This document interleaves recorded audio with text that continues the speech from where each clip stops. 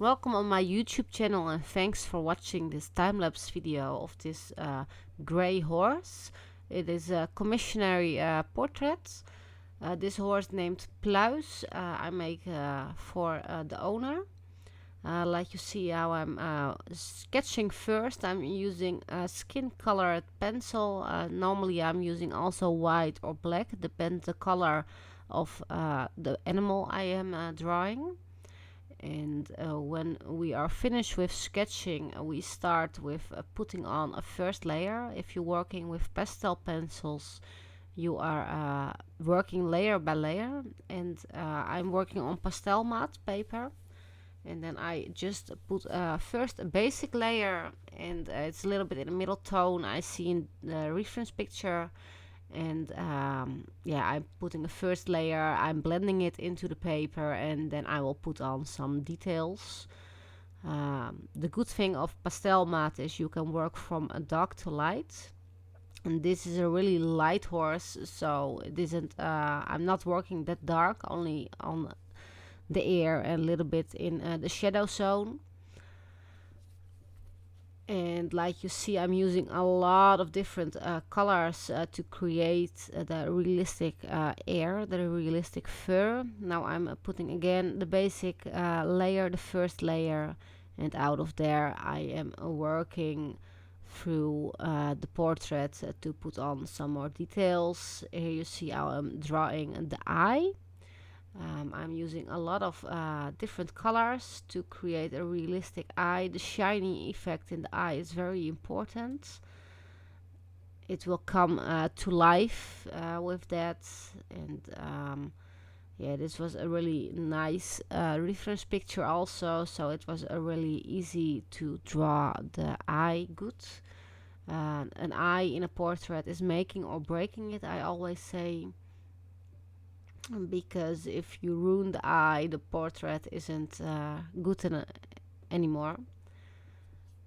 And like you see, I'm working all over and over again. It's officially, it is, if you know the technique, it's really easy.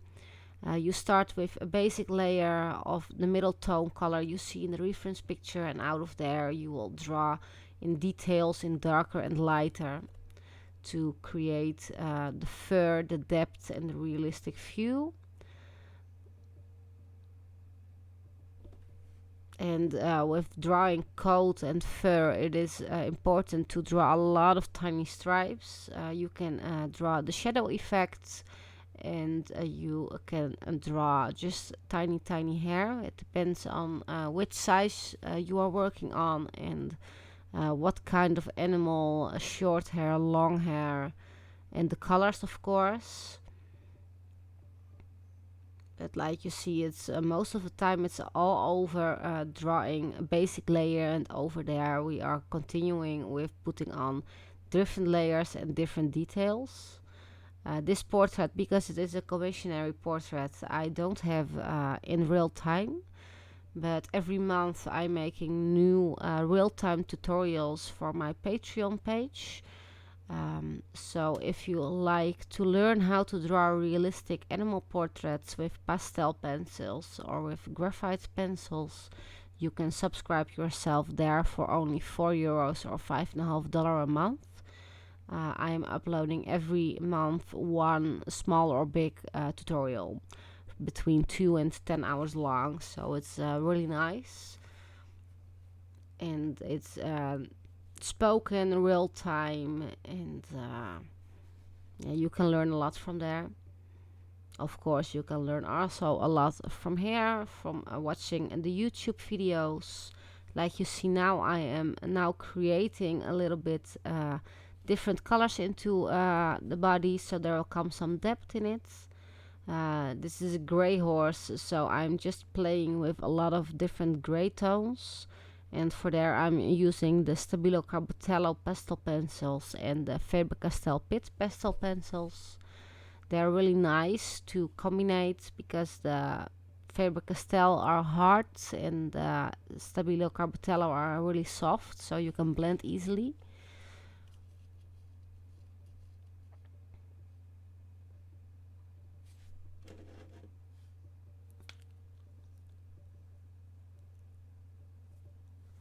And I will go over the dark with the light again to create a little bit of shiny effect.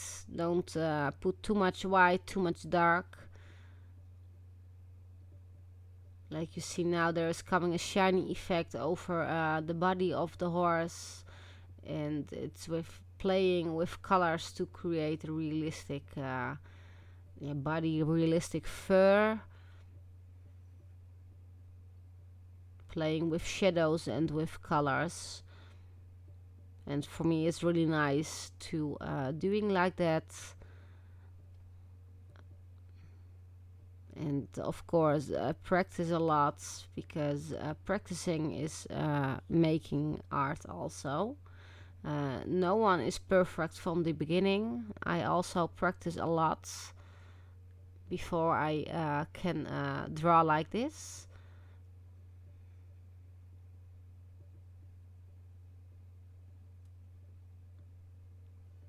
And we are continuing with the rest of the head of the horse, and it is really playing with gray and white because it's really a light horse. Like you see, the body is more dark, but the head is really light. The nose is a little bit more darker.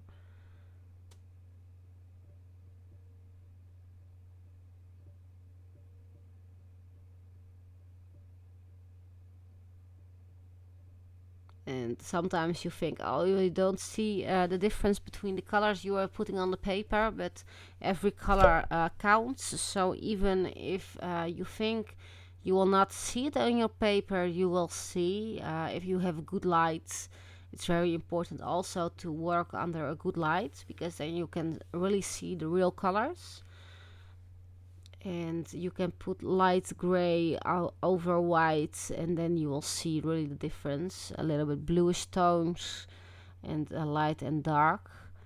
A white horse isn't totally white, it's more gray, ivory. I'm also using some straw yellow and some golden ochre light for this, to create a little bit more than only a white field on the horse, because if you put everything white you will not seeing the structure, and it will not be realistic.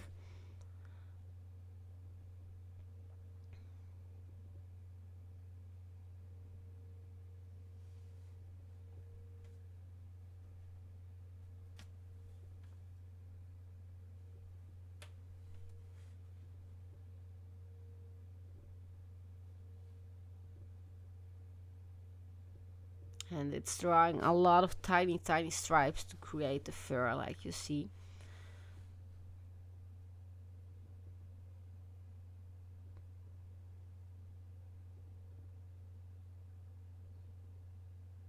And I really enjoyed drawing this beautiful horse.